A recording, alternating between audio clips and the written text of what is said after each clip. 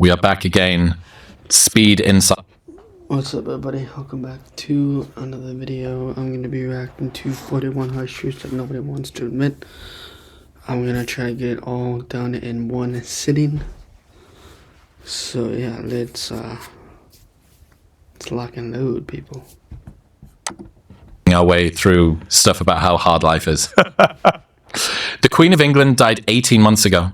She ruled an entire nation and accumulated more wealth than 99.9% of humans. And yet, you haven't thought about her, except for right now. No matter how big your dreams, you're going to die. Everyone will move on. Do what you want. It sucks to not be liked, but it sucks more to not be yourself. Yeah, it's really interesting when we think about what tactically happens when someone dies, right? Like, a lot of emotion exists in the vague, but far less in the specific, because you plan your funeral, right? And then you think that everyone's going to be standing there just forever changed because of the death and the impact that you had on their lives. But the reality is there's going to be a caterer at the funeral. Some people are going to like the food. Some people are going to comment that it was too cheap, the food that you had. They're going to have comment on the venue, like, oh, I don't really, it's a little hot. There's going to be somebody who's going to make a list of people and they're going to check them off. Some people aren't going to be able to make it last minute because things came up and it got busy. And after the whole funeral's over, everyone's going to go to a restaurant and just eat dinner and then move on with their lives. And so, not to say that, the people who, mean a lot to you won't remember you to a degree, sure. But on the macro scale, when I think about somebody like the Queen who accomplished so much in her life as the zenith of, accomplishment, and most people probably even thought about her today, except for the fact that we just brought it up. Mm-hmm. And so I think that I didn't think of her until they brought it up. I'm like, well, shit, the Queen's been dead already a year. So just them bringing it up really grinds my gears. Nah, I'm just fucking with y'all. It doesn't grind my gears, just more so, oh yeah, Queen died. Look at that. Okay. Couldn't give a crap about the damn Queen. No offense to the dead Queen Elizabeth. Whenever I have my harder times, that's my reminder to self of the absurdity of it all, which is like, someone's going to argue over what appetizer they're going to serve when I die. This probably doesn't matter that much. How does that change the way that you show up and operate in the moment? I think it just decreases affect in the acute moment. So I define resiliency as the amount of time after an aversive stimulus, after a bad thing happens, that you return back to baseline behavior. And so, and then there's the different one, which is how long is your fuse, which is toughness, and that's a whole different thing, right? But resiliency is like, okay, I've been cracked. I've hit the fuse, the bomb's gone off. But the size of the bomb is irrelevant. Like, you can be super resilient, have a terrible day, your father dies, and the next day you're back. People are like, holy shit. It's like you go to the depths of hell, you touch the bottom of the pool, and then you shoot back up. And so I think about how many different tools can I have in my tool set to make the rebound from down to back up as V-shaped as possible. What are those tools for you? Cosmic irrelevance is probably the biggest one when I think about, because it's so fast, I feel like I do it almost automatically now, which is like, okay, I'm on a planet spinning around a sun, inside of a galaxy, inside of a universe that we'll never reach the end of because it's expanding faster than the speed of light. Okay, the fact that, there was a mistake in my book printing, no one's going to care. It just doesn't matter, right? So that's one of them. Another one's the frame of the veteran, which I use a lot, which is if this inconvenience happened 1,000 times in a row, on the 1,000th time, what would I think about it? Well, I'd probably be like, well, this is just how life is. And then if I could feel that way on the 1,000th time, then it means that I can feel that way on the first time right now, because it's just choice, because the actual circumstance is the same. Those are probably my two most prevalent, or the ones that I like, my default ones they're in my back pocket. There's a cool insight that the more you complain, the less accurate your model of reality. So complaining is you saying, the world isn't delivering to me that which I anticipated or expected or desired from it, which is also you saying, I don't understand how the world works until it comes and meets me in reality. God, I haven't heard it phrased that way, and I really like it. I I like it also. I like it a lot. I'm gonna see what he's gonna touch up on, then I'll touch up on what I think it is true. I think about the hate that we all get, whether it's from ourselves or other people, or the hate that we spew towards the external conditions, is simply boiled down to this person lives their life in a way that I would not prefer. And so I have translated every single negative comment that comes to me, where someone complains about me, so flipping the script, to Alex lives his life in a way that I would not prefer. And so it's actually been this very weird, like, oh, they said all this stuff. And I was like, does that mean I live my life in a way they wouldn't prefer? Great, because they live their life in a way that I wouldn't prefer. And that's why it's their life and I live my life. And it's just been this really wonderful reframe that like, just almost comically completely minimizes most things. Yes. But I think that complaints come down to that. The universe exists in a way. They don't live the life that they want to live, or the other person wants to live. What he's implying is that we all have to live one life, and whatever that one life is, for me, that's wanting to help people, wanting to get to some point or some level of construct where I don't have to think anymore, where I can just say what I want to say and only come out the way that I want to come out, which is doing the one most thing that I want to do, and that is by building my own self-confidence and building my own likability.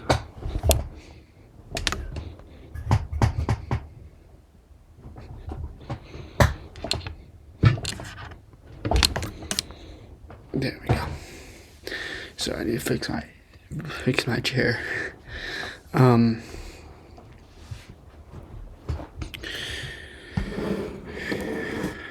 Let's see what else he's saying. I would not prefer. Yeah, they're living a life that you would not prefer. That you would rather live another life in another time jump in another way, because you have your own way and they have their own way, which means nobody can live the life that you want to live unless they're you, and unless that they're your twin. And still, it's not a carbon copy of, like, that twin is going to be different. They might not want to live that way. Yep. It's like, Why are you not Ben? I will be back.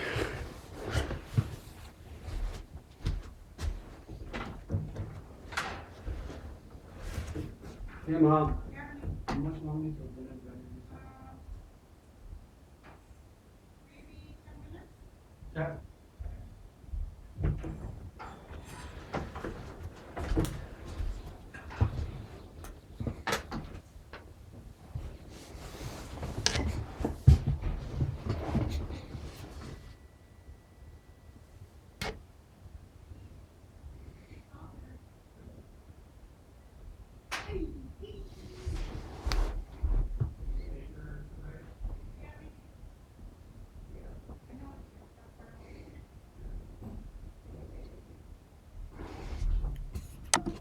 My will. yeah. And so I think shoot, I can't remember the psychologist. I'm gonna butcher it, but one of the big guys talked. I want to say Kinsey, but I don't want to mess it up. Talked about there's three primary things that everyone casts all their pain and suffering to, which is you have circumstances, you have other people, and then you have self, and that's it. Those are the three. Those are the Circumstances, self, and other things, which you know what those other things are, you know what your circumstances are, and you know what your self is. So, circumstances, self, and understanding. Whatever your circumstances are, they're only for you to know. You can tell your parents, you can tell your brother, you can tell anybody else, but they might not understand your true circumstances of why you're doing this, of why you're actually wanting to become that better version, that role model, that understanding person, but nobody will know it besides you. So do it. Do the hard work. Do the hard work that nobody wants you to do. If not, other people will do it for you. And bam, bada bing, bada boom, problem solved. big ones that everyone puts all. We still have 3 hours and about 45 minutes. It's only been 5 minutes. So 2 hours and 45 minutes. Let's continue. Wait, is it 5 hours? It's 4 hours. Jeez.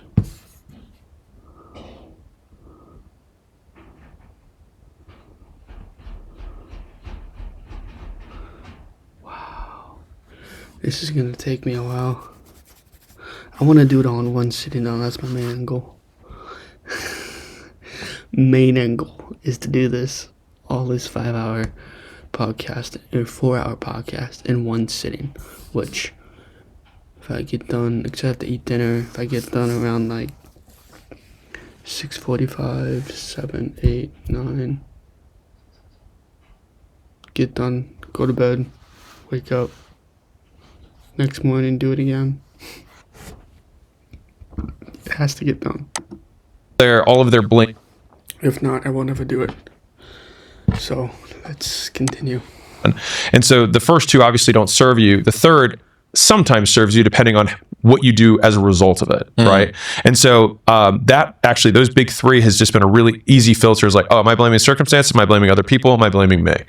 And obviously you want to skip to you because that's the only thing you can do anything. Okay. Whatever you blame, your circumstance, yourself, or other people, you point the blame finger of where it follows. Where that blame follows is the construct that you are blaming other people, circumstances, or even yourself.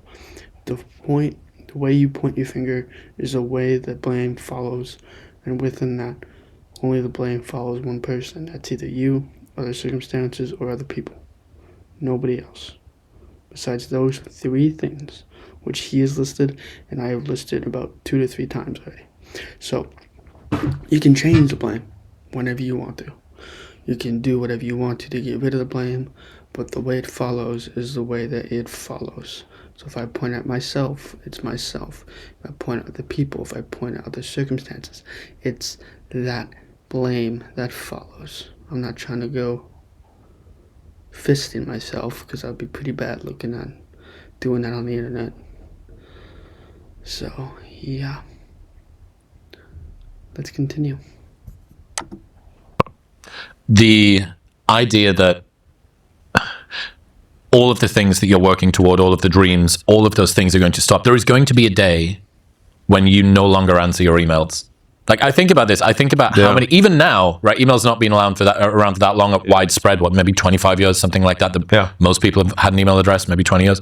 All of the people that have died between then and now, they just have email inboxes, just accumulating stuff from. Lots of newsletters, lots of online retailers. But there will also be people expecting a reply. Right. And saying, why hasn't this guy replied to me? And it's like, because he's dead. Yeah. There's, Chris, you just took the dark side and flipped it on its grave. Mr. Williamson, what do you do? What? Why would you say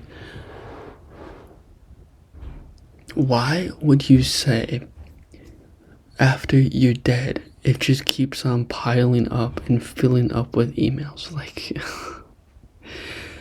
you went to the deep, dark side of the hand, which that shall never see the light again, is what you're implying.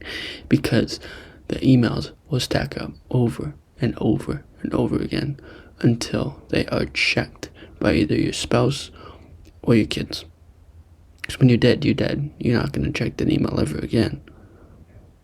So, you got one life to live, motherfucker. 4,200 weeks, that's all you get. That's really, truly all you get. So just do it now. If not, you're going to regret it later on in life, which is why I'm trying to sit in one podcast for a whole entire time.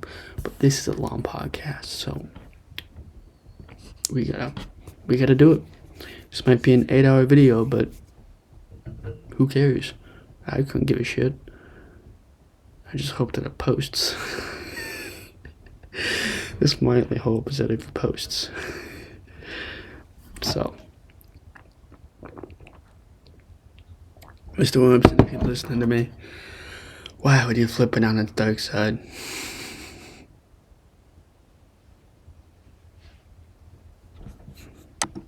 I think a lot about the end of my life. Maybe it's a borderline obsession of mine. But thinking about like what the last 5 years are going to look like, and also thinking about my cognitive decline, which is going to be inevitable on the back half of my, life. Mm-hmm.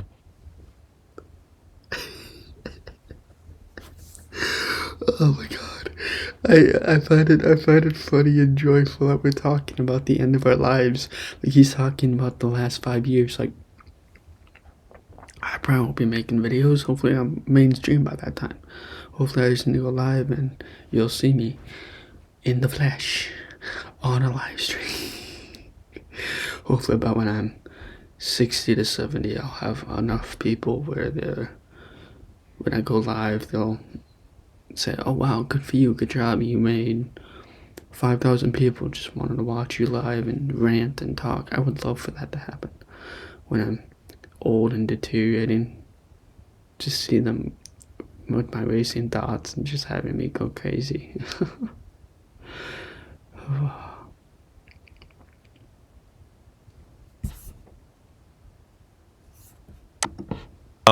And it gets really tricky when you think about fluid intelligence, which peaks when you're like between 25 and 35. And then like at our age right now, Of course you talk about fluid intelligence like it's nothing. I'm only 20. Well, 21. But still. I'm only 20, which means I have the rest of my life to do whatever the hell I want to do, which is why I'm going to make one podcast every single day. I'm going to try to get it all done in one full sitting, because he has about 1,000 more other episodes that I have to do about the ones that I want to make, of course. So, longest sitting through podcast I ever did was, I think, I made it 45 minutes. That's nothing. That's not even a full podcast. Let's continue. just all going down, right? Yeah. Like we're beginning the slow decline. And in thinking about that, I was like, I will actually never be sharper than I am today for the rest of my life. I'll never be sharper than I am who I am today. The way I look at it is that with the dull blade, you can still sharpen it with iron. I like that quote because without today, you cannot sharpen yourself to become that better version of yourself, because iron sharpens iron and will sharpens will. As my name is Will and I'm talking about will, like the willpower, the will to do, the will to live, the will to whatever. You guys know what I'm implying. Without the blade, without the iron that sharpens yourself, you will never become that true blade of that knife, of that true iron that cuts through the chicken like it's nothing. Hopefully that acronym means something to you, because without a dull blade, you can't cut into a lot of things, which means you are never going to be sharper than who you are today, which means continue with that positive growth, continue with that improvement, continue with whatever you're doing, because without today, you will never get any better than what you are today. I could talk about this topic for another 5 minutes if I really wanted to, but I'd rather just keep those acronyms as is and continue this podcast because it's a very long podcast. Let me actually put my face up here so we can all see, because that green thing pulls up like right here so you can't really see my face. But who really cares? It's not like you guys really judge me with the way I look. I mean, my hair is mid.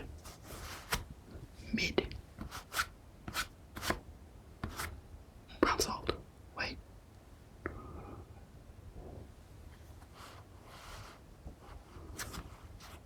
There we go.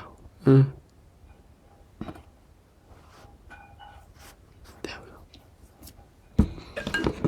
Oh, I need to see my friend texted me back. If not, I know he's at work.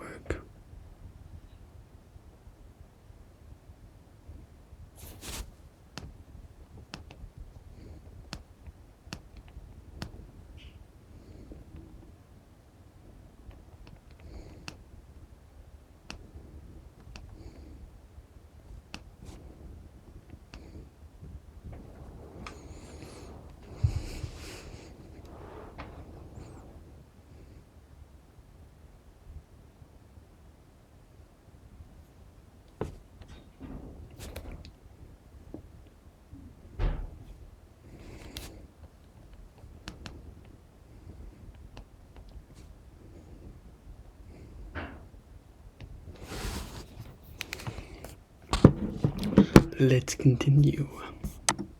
And the idea that there will be young people who will replace me because humans are all replaceable, we have proven that. And so when What if we never proven that other humans will replace you? Let's continue. Dude, this guy's a character. I love him. Can't wait to have him on my podcast later on. And of course, I become mainstream. That might take me a few hundred episodes, but hopefully. think about that, it decreases the stakes of these huge dreams that if I don't accomplish them, I will be upset or else. And so it's like we have these big or else's, like we want to threaten the universe. Like, I can't stand it if this does not occur. It's like, and the universe remains unchanged and the universe is undefeated. Try Whoop for free and feel the difference. Build better habits. Correct. Well, that's why such in my Twitter bio for a long time.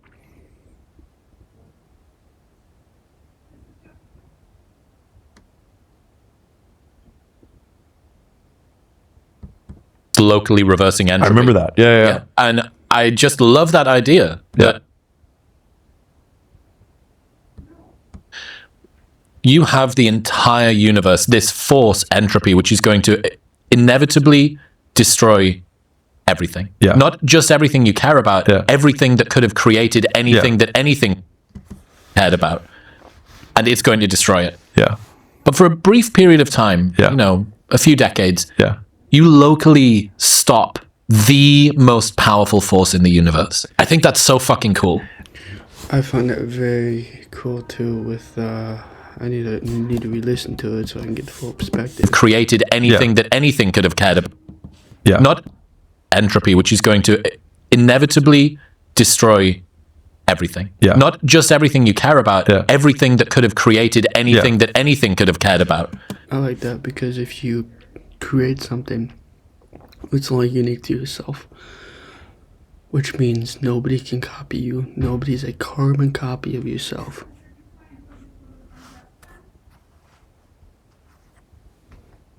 Which means nobody can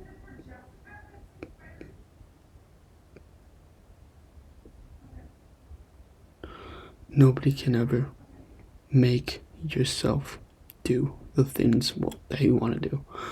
But entropy, your entropy, interfere, entropy. I'm not sure what that word means.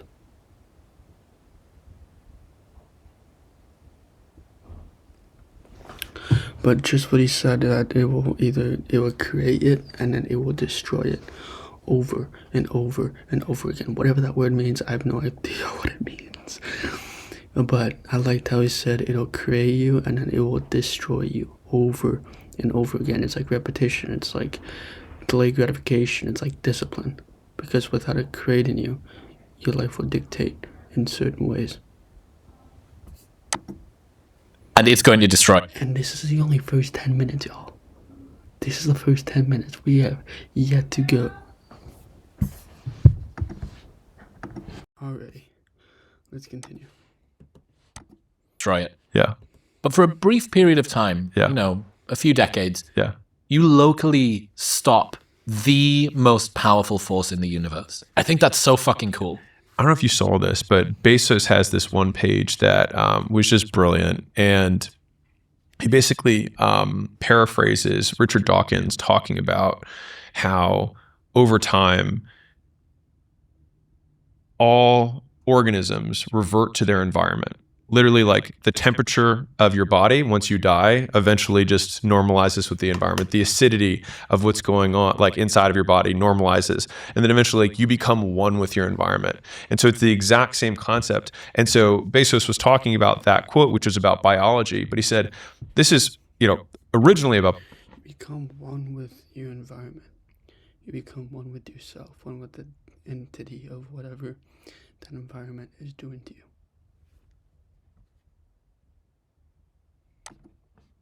But so much more so about the way that we want to live, which is that everything around you will try and force you to dilute yourself. It will force you to try and merge in, fit in with your surroundings. And he said, like, this force is natural and it's inevitable, and yet we have to fight it. And the fact that it's hard does not make it less worth it. And I thought that was like, it was just, I mean, I reposted it because I thought it was so elegant. It's like a cosmic regression to the mean. Yeah, it's exactly that. That's exactly what it is. And yeah, so I think if we all know that the regression to the mean is inevitable. Like, and like, again, I think about these things that are, I want to say, I don't know if humiliating is the word, but like humility inducing. But like the idea that I'll die and then like worms will eat my body. Just like a very simple thing like that. Or if I die, like I was like, what if I just died by an animal killing me? Like sometimes I think about that and I'm like, I would just be its lunch. Like everything that I've done up to this point, it's like my arm will feed its child and like my thigh will feed it.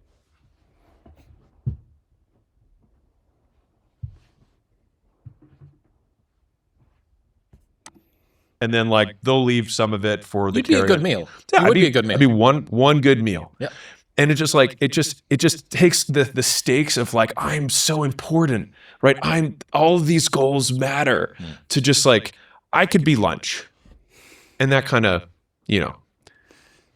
gives me one large exhale. The single greatest skill you can develop is the ability to stay in a good mood in the absence of things to be in a good mood about.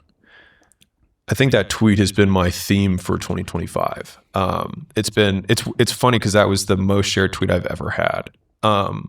And it was almost not the opposite of ironic. It was fitting, right? It was completely fitting for the year. And it's been because like this year I've had I would say a series of unfortunate events that has occurred, and it's really tested my tools, right? Tools in the tool belt for reframing reality so that I can make my experience less, miserable. And so I thought about that. It's like if I were to boil everything down of all the skills that you can learn, if everything that we do eventually becomes irrelevant, then the single greatest skill that you can develop is being in a great mood in the absence of things to be in a great mood about. And so one of the other frames on this is most people don't question someone who's in a bad mood. Like, I'm just in a bad mood. So it's like, well, if you can be in a bad mood for no reason, it's like you might as well be in a good mood for no reason, because that one at least serves you. And so I've been trying to exercise, like, because there's on one degree, there's like, let's count things to be grateful for. On the other side, it's like, why do I have to have things to be grateful for in order to be in a good mood? Like, why is trying to find things a requirement of being in that mood? Like, can I not find things and still choose to be in a good mood? Because I've certainly not had things to be in a bad mood about and been in a bad mood. Mm-hmm. And so I've been trying to flex that, which is like, sure, we can find things to be grateful for. And when those things pop up, yes. And of course it's it's a practice, you get better at it. But like, what if I could just be in a good mood? And so I've just tried to break that relationship between the two, because then it makes it contingent on something that I can find. How successful have you been at that? Mediocre. Well, look, I think it's a lovely idea in isolation, sure, in theory, but I'm not convinced about how effective it is in practice for the reason that humans have a negativity bias. It's our psychological entropy. 100%. And your ability to... Entropy. I like that. I like that a lot. Psychological entropy. I've never in my life have ever heard anybody say that. Granted, I've listened to this podcast multiple times, so yeah. That says something. It says something. detect things that are a risk to you significantly better than your ability to detect things that are just pleasant. Like this morning, I texted you and I was... Pleasant versus risky. Oof, that's another good one I could talk about for a while. Pleasant is one thing within the rat race that you find risky or pleasant or relaxation. Whatever your rat race is, it could be only for you to know. It could be only for your friends or your significant other to know. Not everybody will know where you will lead off into this rat race of pleasantary things or risk irrelevant things.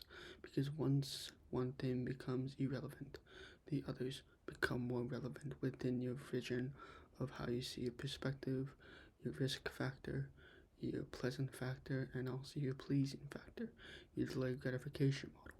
Whatever that delayed gratification is, it might only be for you to know. Might only be. You never know who it could be meaning for.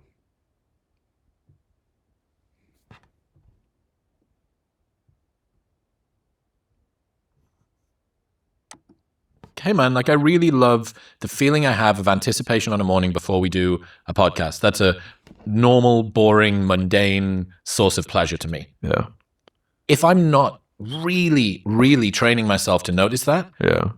it just fucking falls away with the fact that, I asked for almond milk and I bet this would have been better with like whole milk.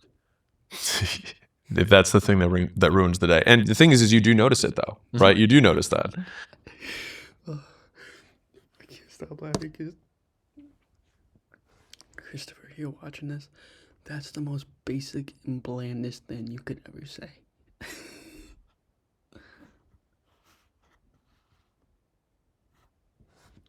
But still, that's the most basic bottom layer bullshit I've ever heard in my life. Which is funny as shit for me. So I've had one of my themes this year has been focusing on moments and on both the positive and the negative. And so like when we think back on, if I think back on the last year, right, I don't remember probably 95% of the year. Like I did the same things. And so it's like, it just didn't get recorded. Like nothing notable happened. And so really like when we think about a year, we really just recall a handful of moments and that's it. And those moments in time are usually very short.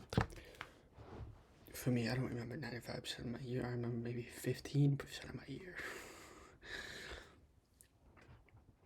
If you remember 95 to 100% of the year, good job. You deserve a clap for yourself. If you remember that much, good job. Do you want a cookie or do you want a slap on the wrist? Because I'll give you a slap on the wrist. If you want that, of course. Little mind teaser. And so I've been trying to think about the bad, seasons as, well, maybe it wasn't a bad season. Maybe I had 5 bad days, or really 5 bad moments that I then thought about for the entire season and turned what would have otherwise been 5 minutes times 5 into an entirely bad year.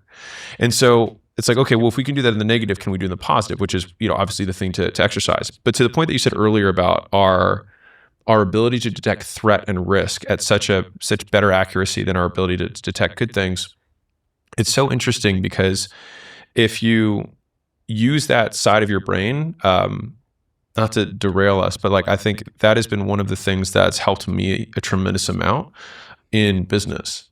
Because when I think about a business and I want to grow it, for example, I would think, okay, what are all the things that can destroy this business? And this is Charlie Munger, this isn't me. But basically he says, invert, always invert. And Einstein said that too. And it's because like you get to use this way stronger horsepower engine of like, how do I grow my business? You could obviously think that way, but the alternative would be like, how would I absolutely destroy this business in the fewest possible moves? And then when you list out those moves, you're like, cool, now let's do the opposite of that. Yeah. And that has been, honestly, some of the sources of my greatest kind of creative moments have come from these apparently obvious things that would kill us. Well, what if we did the even more obvious thing and did the opposite of what would destroy us? And it's worked better than I deserve. So this is the problem. Yeah. You can be rewarded professionally for focusing on things that you do not want to focus on personally. And Ryan Long taught me this. He was talking about how he's a Canadian comedian, really funny guy. He spends all of this time, dialing in these bits and obsessing over how it could be better. And then he says to himself, yeah, but I don't want you to do that in your relationships. No, can you let that go when it comes to the way that you show up for your partner or your friends or your body image or whatever? Yeah. You don't get to compartmentalize stuff like that. And it is a very unfortunate irony of the world that the skill set you often need to become successful in business is the one you need to get rid of to be happy in your life. Leo's working hard, growing. Pampers is working hard, keeping him dry. only Pampers Swaddlers has a Keep Dry liner to keep him comfortably dry. Pampers, behind every baby. Need a new mattress but confused by all the choices? At Mattress Firm, we make it easy. Our sleep experts have the unrivaled know-how to match you with a perfect mattress. And right now, get an adjustable queen mattress set for $499.99 at Mattress Firm. We make sleep easy. Yes. So I was thinking about what you were saying earlier with regards to risk and our ability to detect it. So the other part of that that's been really interesting is we also, not only do we detect more threats, we also overemphasize how catastrophic they could be. And the converse of that is we rarely identify the upside. And when we do, we typically underestimate the upside. And I think this is something that a lot of people don't talk about as much. Obviously, I always have a business, hat on, literally. But I think about this because I think this is where, like, you said at the very beginning that people complain because they cannot accurately view reality. And so if we tie that to this concept, then it means that people will disproportionately blame the universe and then perceive significantly greater risk for them asking a girl out, starting a business, taking a loan, asking a stranger to buy something, making a podcast, and for fear of what other people on the internet will say or people who know them, right? And so we catastrophize this side, but the flip side is We overthink everything. Catastrophize is what he's saying. You make something way worse than what it truly was or what it truly is. You overthink. You overdo. You overrealize. You overdo the thing, which is totally fine. Totally fine. Like, you can do what you want to do, it's just as long as it fills in the standards of the gap of whatever you are doing. I'm gonna go take my dog for a walk right now, so I'll see you guys later on when I'm in the mood to finish all this, because I'm gonna finish all this in one night. Peace.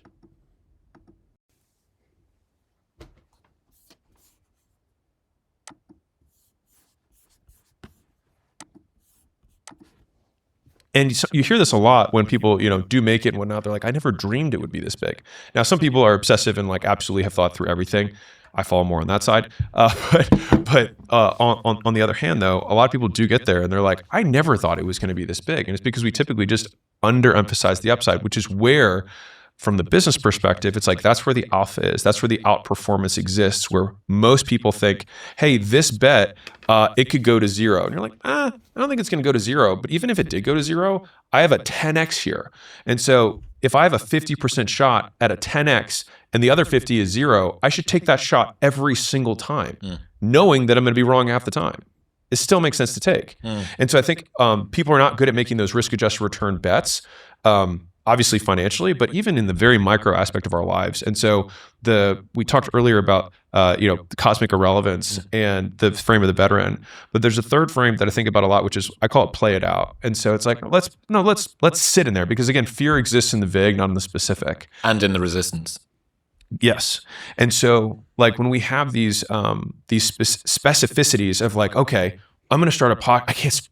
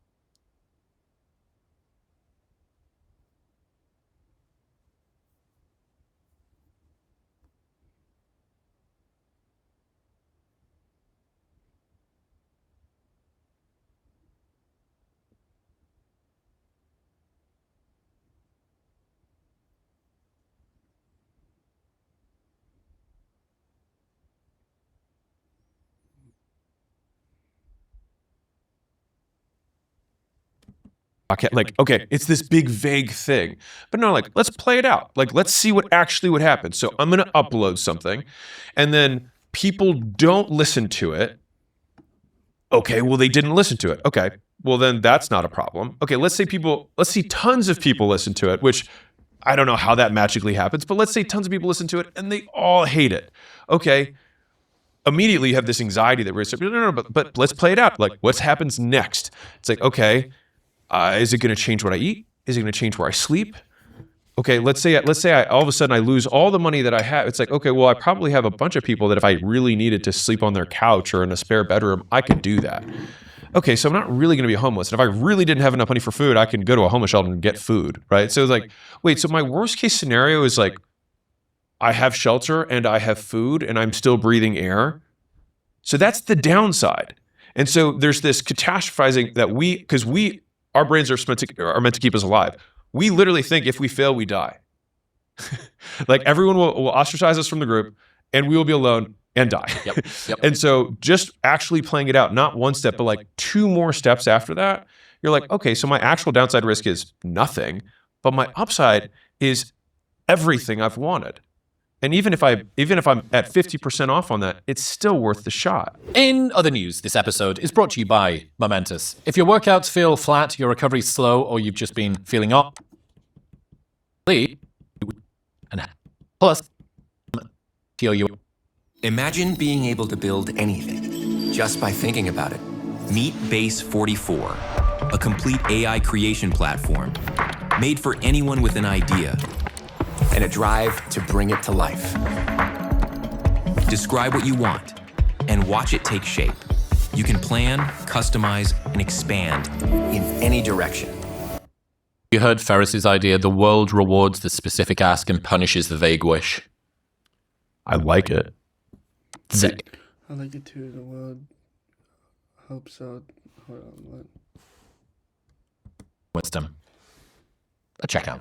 Have you heard Ferris's idea, the world rewards the specific ask and punishes the vague wish?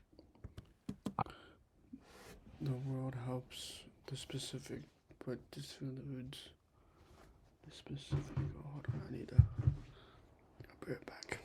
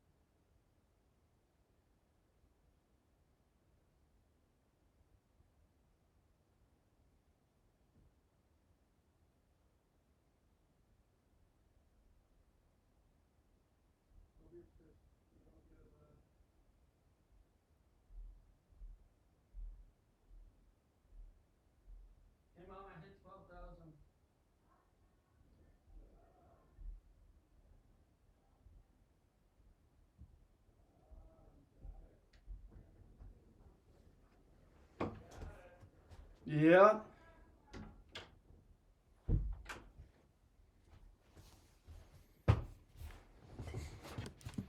Like it. Sick. Very Sick. Ferris. And it's Yeah. getting to this point here, which is fear exists in the vague and it exists in the resistance. Going back to the single greatest skill you can develop is the ability to stay in a great mood in the absence of things to be in a great mood about. Again, I think it's fantastic in theory. I wonder how much it works in practice. Both of us, everybody would love to be in a great mood for no reason. Yeah. So I guess you can perhaps try and cultivate, I can try and be positive when there's nothing to be positive about. I would say that the other neurobiologically informed solution to this is to find increasingly small things to be increasingly happy about. So, I like that increasingly small things make you happy about, like going for a run, going for a walk, talking to your girlfriend, talking to your boss, talking to a friend. Those are all small things. Going to the gym, walking around your neighborhood. Those are very small things. that was a really good training session. Yeah. And, yeah, look, it was annoying because half of the gym's under construction and I got some dust on my shoes. Yeah. But, that was a good session. I really enjoyed that. Yeah.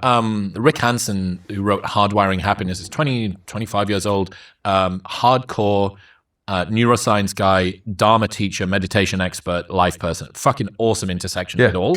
And he has this wonderful acronym of HEAL. Have a positive experience. Enrich it. And by enrich it, he means sort of sit with it. So you allow it to, you actually notice it. Yeah. Absorb, which is imagine that sinking down and becoming a part of you. And then the L is optional, which is link. So you can link it to a bad experience and you can oscillate between the two to help bring down the volume of a bad experience. So right now, there's nothing else I want to be doing right now than having this conversation. Yeah. Having a good experience. But that just washes by you. And then you think in retrospect, oh, wasn't that was like a good thing at the time? But you don't ever actually arrive at having a good experience. Yeah. So the enrich bit's important. So I'm like, this is cool. Like I'm enjoying having this conversation. Absorb, imagining it sinking down and becoming a part of you, which is basically spending 30 seconds to a minute, letting that emotion sort of fill you out as opposed to noticing it cognitively, like allowing it to go below the neck would be a good way to put it. Okay, this is going to go below the neck, this sensation. I'm actually, like, people are going to watch this and it's going to make them happy. It's going to give them insights about their life. And isn't that lovely? It's the most obvious thing, which is, I mean, this is a pretty grand thing as things go. It's certainly more grand than like, I had a fucking nice coffee or something like that. So I wonder whether one of the skills that you can develop in the pursuit of becoming a person that's in a great mood in the absence of things to be in a great mood about is to become increasingly proficient at finding things to be in a great mood about. And I'm aware that in your frame, that still makes it contingent on external, which is going to be an issue. I'm still happy to be in a good mood when there is things to be a good mood about, for sure. If you can become increasingly skilled at finding things to be in a good mood about, I get the sense, especially if life's kicking you in the dick, which it's done to both of us for the last while. And I also think that it's an interesting comment, realization from you, given that you've been kicked in the dick, because you think, this is an insight that you will only learn when things aren't ostensibly going well. Yeah. Because it's the sort of realization that you get when inertia and momentum and bravado and confidence and upward trajectory are all taken away from you. And you go, I'm having to do the budgeting equivalent, like the mental equivalent of living on pennies from a well-being perspective.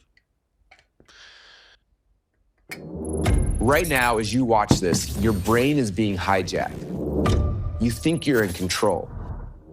But there's a back.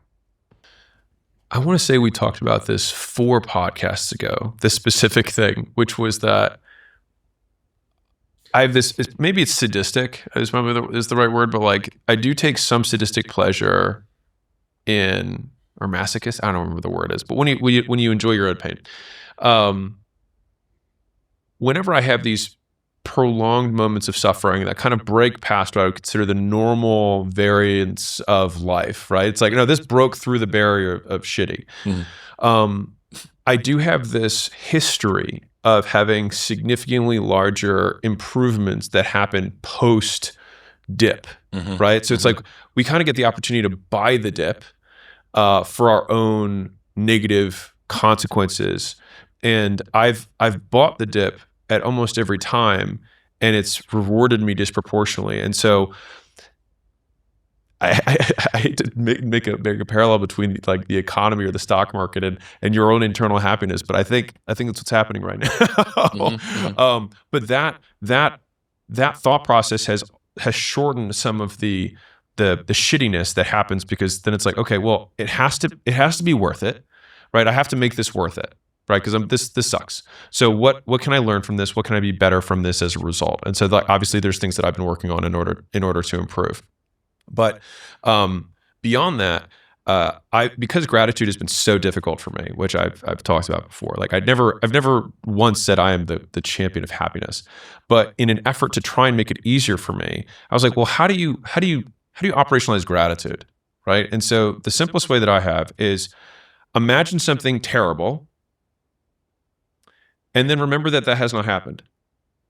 Like it's like I've yet to find like that has been the simplest way. Like be grateful. It's like, what do I do to be grateful? Yep. Like no, like that more. And it's like that it's like it's been difficult. So it's like okay, and on the flip side, imagine something that you love. Imagine it's gone, and then remember that it's back again. And so that's I think the operationalizing of those moments, which is I have this coffee moment. Man, if I never had another coffee moment like this again, this would mean more to me. Okay. And by doing that, and by remembering what it would be like to not have this, then this thing now in the moment becomes worth more.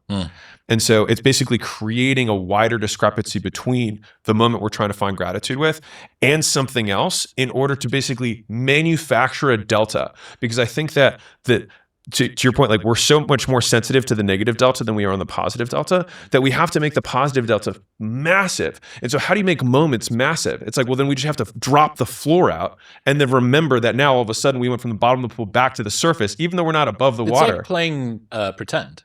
So It's 100% playing pretend. Yeah. All gratitude is playing pretend. Mm-hmm. I'm not sure. I think if something happens and you're grateful for it, that's you enriching something that exists. But what we're doing, What does enriching mean? Really noticing it. Because things that you should be grateful for will often pass you by without you noticing them. So we notice them originally, and then we notice that we notice them? Do you notice them? Oh, I know. I have to remember to be grateful, and then I have to go look for shit. Yeah. Yes. But even as it happens, right? And this is the point. As it happens. Yeah. I'm here. I went to Rufus du Sol at... I'm the same way. I need to remember what to be grateful about. I tend to forget about what needs to be grateful and what is my top priority. I usually forget about that. So I also need to be grateful. Oh yes, I'm recording a video. I'm in my room. I get to say whatever I want to a screen. Q2 Stadium in Austin, which is where the football club plays. And Rufus du Sol, great music, real cool. I'm with a ton of my best friends. It's finishing at a time that's not insane. You know, the weather was lovely. But by 6. Yeah. I was in bed by something. But it wasn't that loud. The sound wasn't that good. Okay. Well, everybody was like, wish it was louder. Wish it was loud. Because it wasn't. We were at the very back of the stadium. Beautiful view, but not fantastic for sound. Yeah. You go, dude, you're watching fucking Rufus du Sol in a stadium with your friends in Austin. Weather's great. Everyone's got a beer or a sparkling water in their hand, having a great time. Like, this is something that you can notice in the moment. You have pick your direction, Western man. Yeah. And you are picking the sound's not good. Yeah. But in your business, you are rewarded over and over and over again for realizing that the sound's not good. This I've done this before. Yeah. Are you zoomed? Can you do this? So if you look very, very closely here, I might even have to get out of the way for the light. The alignment of the Instagram logo with the F from follow us here and the N from Newtonic below is out of alignment by what looks like 1 point. It's less than a millimeter. Guess who noticed? This guy. I have been rewarded throughout my entire professional career for noticing things that other people didn't, and then claiming that they were a sufficiently big issue that we should actually change them. Yeah. Reverse gratitude. It's like and yet, this is a small thing. It is now. It's a massive problem. Reverse gratitude. I like that a lot, Hormozi. What that means is that a big thing can turn into a small thing, and a small thing can turn into a big thing. It just depends on alpha, what the value brings to you. 1, 2. How badly this needs to be fixed, and how badly this means to you. 3. And how much of a loaded gun does this process mean to you? Just think about that for a second.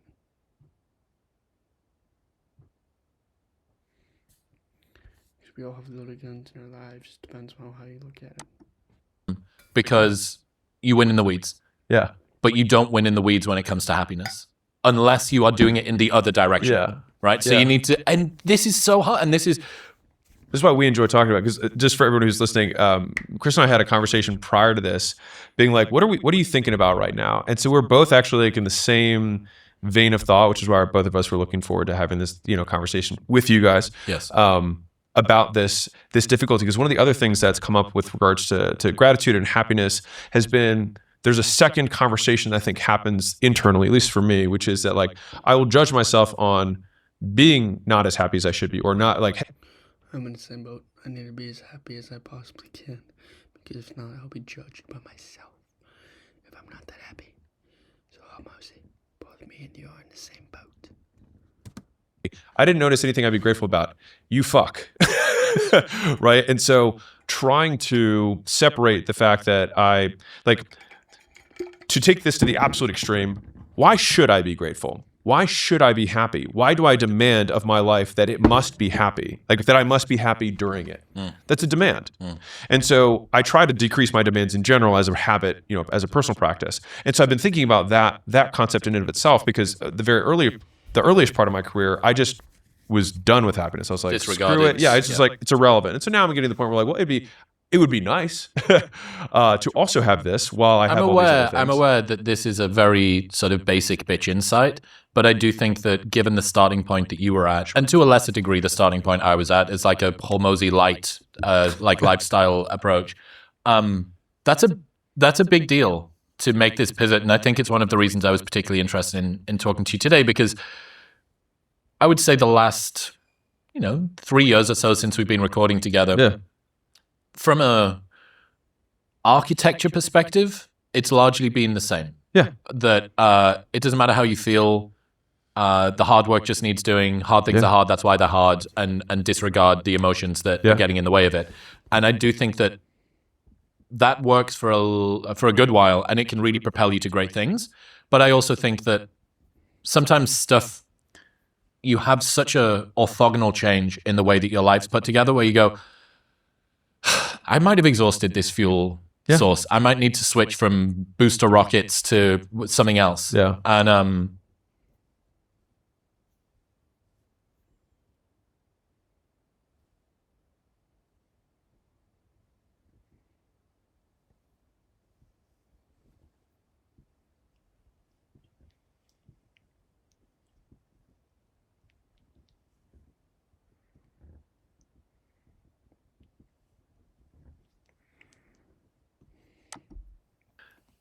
yeah, you've got, as you said earlier on, about how you take small bad moments, maybe very impressive bad moments, and then you scale them out. Yeah. You're not having a bad year. You've had a few bad days that you're thinking about for the rest of the year. I've found it helpful when I'm in a bad season, like I'm in right now, to just focus on having a good day. A good day in a bad season is a bite-sized victory. String a few of those in a row, and a bad season feels less hard. I'm pretty sure the difference between a happy life and an unhappy one doesn't come down to how many good or bad days you have, but which days you think about over and over again. In some seasons of life, maintaining is winning. Switch to TurboTax and file your own taxes free in the app if you didn't file with us last year. Just file with TurboTax Do-It-Yourself by February 28th. Download now. As I've traveled the world, I've seen how we've become lost in not having any attachment to where the goods that we buy came from.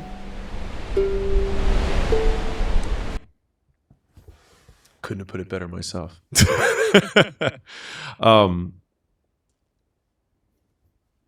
This has been my big focus right now is, and I'm not the first person to say this, but just winning the day. And Bill Ackman had this, I heard him on a podcast talking about this hard season where he was getting divorced. He just lost $4 billion in Pershing Square, his investment firm. And he was not him today. He was earlier on his career. So, I mean, it was just the worst.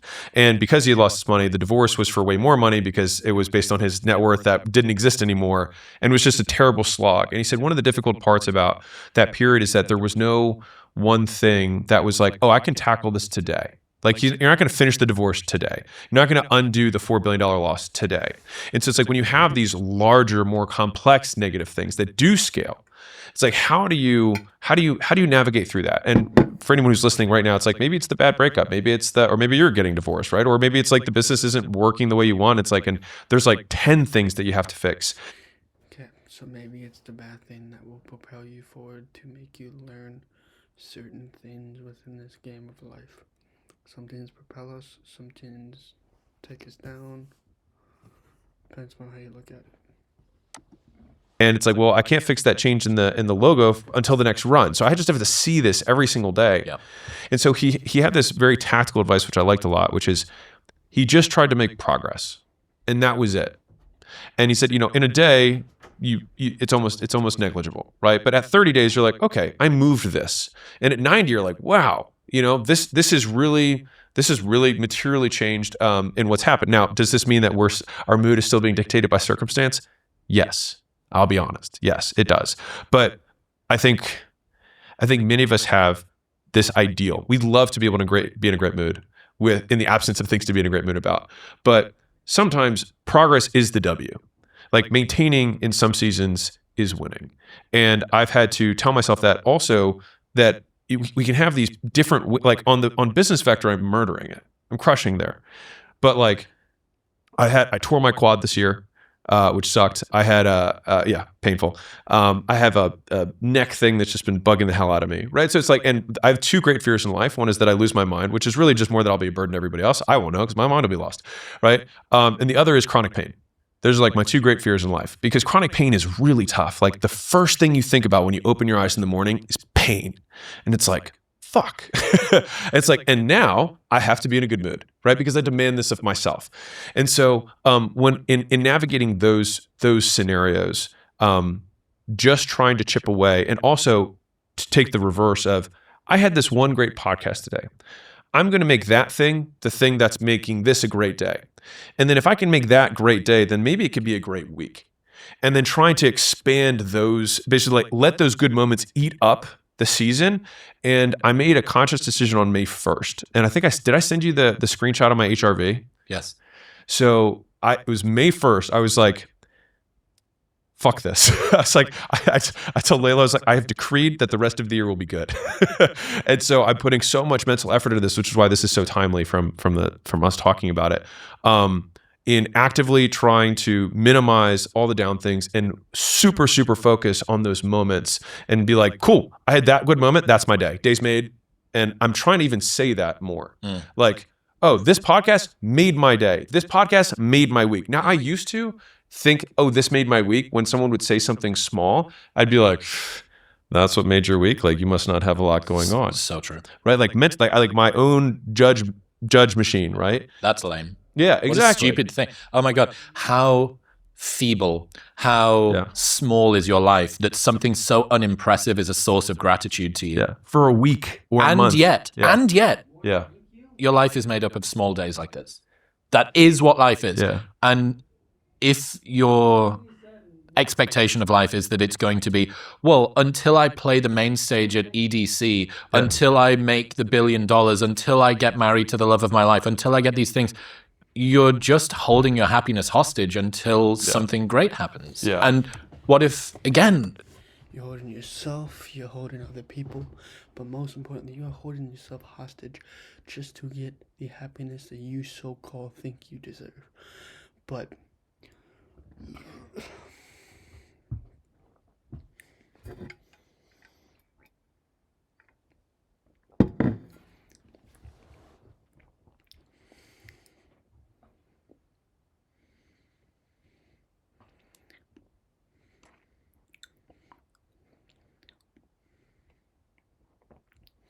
the only way is to hold your happiness not hostage is by doing the thing you say you're going to do, and be happy with what you have now. Don't allow small things to be taken for granted. Don't allow anything to be taken for granted, because without happiness, you will get nowhere. You truly will get nowhere. So just think about that for a second. Be happy with what you have now.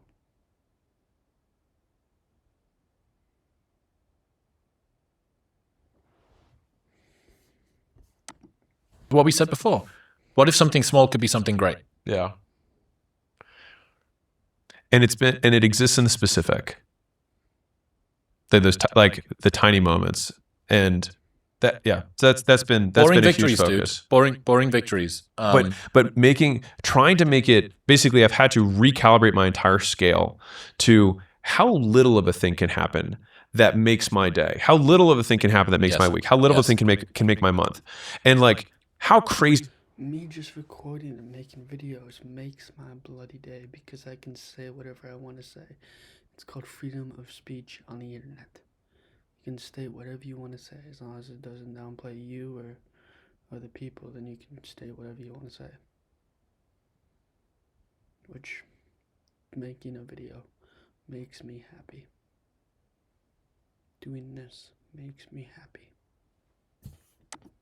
Would it be if a year from now I say 2025 was a great year? You know, I woke up pain-free for probably like 70% of my days. That was a great year. Or like I got to have coffee with Layla in the morning once a week, and that filled me up for the whole week. Like if I can, and I want to, I'm putting, so anyone who's listening to this, like I'm putting a huge amount of my discretionary effort into this because it's my belief that right now, what will prevent me from achieving my ultimate goals, because that motherfucker's not gone. The thing that will stop me from achieving my ultimate goals is running out of steam, because, and this may not be real for some people, but like I don't need to do this. Like I don't need to work this hard. And so I have to I'd prefer to make the ride more enjoyable. Pampers Swaddlers keeps your baby comfortably dry. Need a new mattress but confused by all the choices? At Mattress Firm, we make it easy. Our sleep experts have the unrivaled know-how to match you with a perfect mattress. And right now, you can get a king bed for a queen price. Mattress Firm, we make sleep easy. We'll get back to talking to Alex in just 1 second. You're making sufficient water, sugar, muscle cramps and fatigue while optimizing brain health and curbing cravings. That's why it's used by everyone, from Dr. Andrew Huberman to Dr. Mike Israetel and Olympic athletes and FBI sniper teams as well. This orange flavor here in a cold glass of water is how I've started my morning every single day for over 3 years now, and they have a no questions asked refund policy. So if you don't like it for any reason, they'll just give you your money back and you don't even need to return the box. That's how confident they are that you love it. Plus, they offer free shipping in the US. Right now, you can get a free sample pack of Element's most popular flavors with your first purchase by going to the link in the description below or heading to drinklmnt.com/modernwisdom. That's drinklmnt.com/modernwisdom.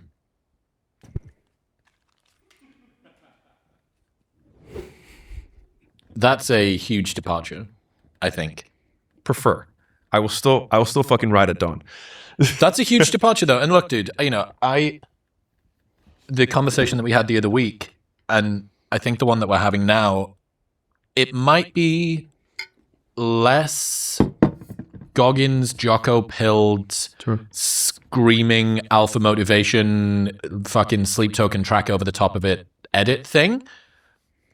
However, one of the things that I've noticed when seeing somebody that goes from a position like the one that you were in or the light equivalent that I was to